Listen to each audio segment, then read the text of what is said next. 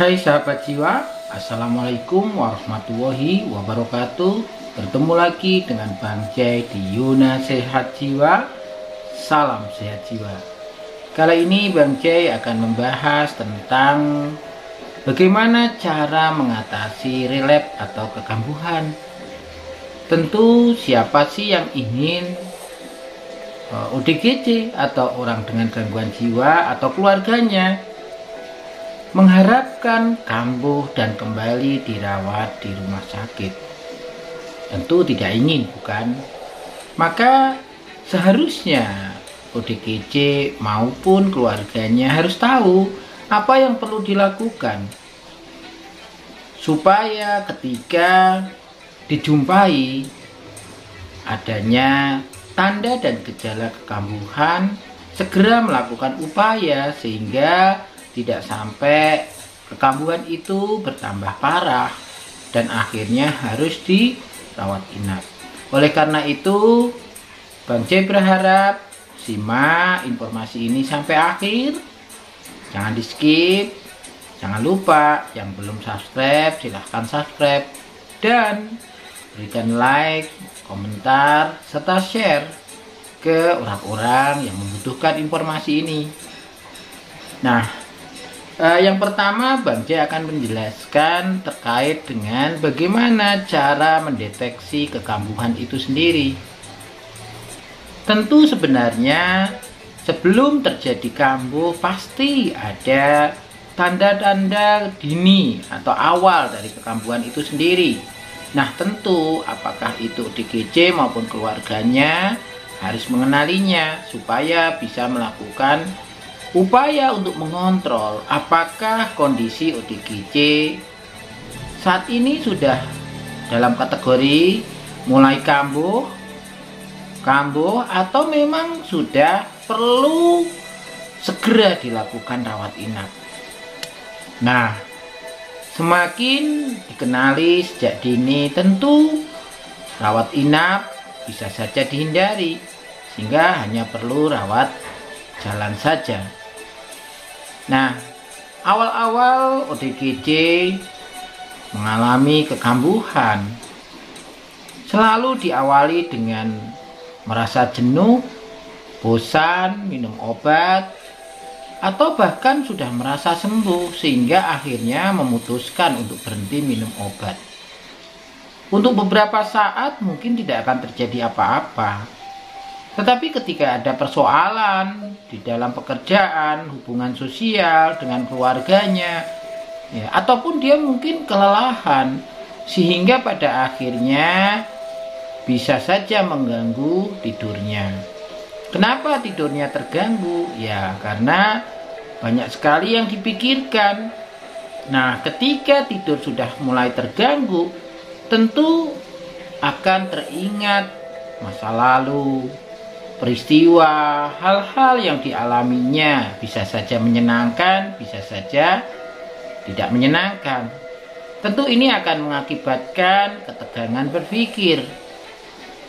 Nah, kalau ketegangan berpikir ini sudah terjadi, bisa saja berpengaruh ke ketegangan emosional sehingga suasana hatinya menjadi berubah.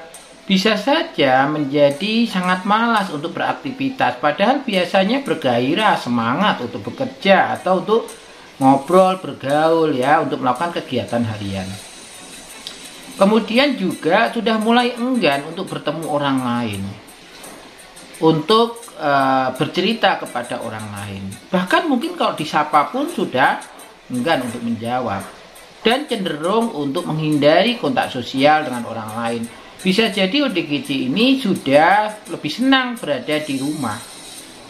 Bahkan kalau ada tamu mungkin sudah nggak mau menemui lagi, alias lebih suka di kamarnya. Nah, tentu melihat kondisi seperti ini, bisa jadi keluarga belum merasa bahwa ada sesuatu yang aneh dengan keluarganya yang menderita gangguan jiwa. Nah, tetapi di dalam kondisi ODGJ sendiri sebenarnya sudah ada masalah. Ada enggan beraktivitas, enggan bersosialisasi, tidak bisa tidur, Kalau kita lihat dengan cermat, bisa jadi sudah ada wajahnya tegang, tidak bisa duduk tenang. Kalau kita lihat dengan cermat agak cukup lama, mungkin dia mondar-mandir atau memainkan tangannya tanpa tujuan, nggak bisa dikontrol. Atau bisa jadi, ya, kalau kita lihat seksama, bisa jadi kelihatan kayak senyum-senyum sendiri, ya, umak-umik sendiri. Nah, tidak jarang memang karena sudah nggak fokus, suasana hatinya berubah, bisa sangat sedih, jengkel, takut, marah. Nah, itu yang bikin akhirnya kesannya menjadi sangat mudah tersinggung atau sangat sensitif. Kalau diajak bicara, walaupun maksudnya baik, bisa jadi dianggapnya tidak baik atau ingin menyalahkan, ya, atau ingin mengganggu. Nah, sehingga seringkali keluarga suka menyebutnya mudah marah atau cepat sekali tersinggung. Ya, ini karena ada ketidaknyamanan, ada ketidakamanan ODGJ. Bisa saja memang saat itu sudah ada halusinasinya, walaupun sudah atau belum hilang, belum intens, ya, hilang timbul gitu kan.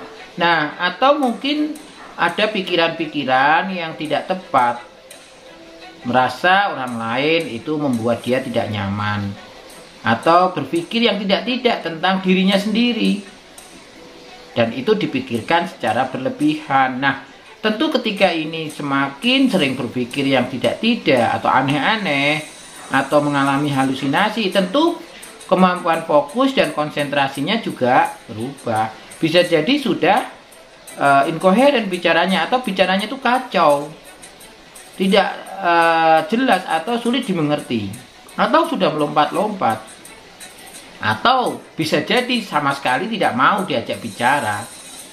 Nah, tentu ketika kita tidak antisipasi kondisi tersebut dan mencoba untuk dicarikan solusinya, bisa jadi karena respon, ya, lingkungan sekitar itu tidak tentu sesuai dengan keinginan ODGJ. Bisa jadi dia marah-marah, ngamuk, ya, atau mencoba mengancam, menyerang orang, ya, merusak alat-alat rumah tangga, atau sebaliknya dia menjadi tidak mau makan, tidak mau mandi, ya, tidak mau keluar rumah, atau keluyuran, ya, nggak pulang. Nah, kalau sudah seperti ini, ya, tentu sudah sangat berat kambuhnya. Tentu segera harus dievakuasi atau dibawa ke rumah sakit jiwa supaya tidak terjadi hal-hal yang tidak diinginkan, karena bisa saja berpotensi mencederai diri, orang lain, dan lingkungan. Nah, sekarang bagaimana cara mengatasinya? Pertama adalah kenali dulu. Semakin cepat dikenali, semakin tentu gejalanya tidak akan parah. Dan cari apa yang membuat tanda gejalanya itu muncul kembali. Bisa jadi memang karena faktor putus obat atau sudah tidak minum obat lagi. Ya, walaupun ada beberapa kasus ODGJ walaupun masih rutin minum obat, tetap saja memunculkan gejala kembali atau tanda gangguan jiwanya itu muncul lagi. Nah, itu membuktikan bahwa tidak hanya satu faktor yang membuat orang kambuh dari gangguan jiwanya. Mungkin saja dia ada masalah keuangan. Dia ingin bekerja, tapi mungkin tidak diizinkan. Padahal dia butuh bersosialisasi, butuh kondangan, butuh takziah, butuh ngunjungin yang habis melahirkan, butuh uang untuk bersosialisasi, atau memenuhi kebutuhan harian dia, mandi, kebutuhan alat mandi, kemudian makan sehari-hari, dan sebagainya.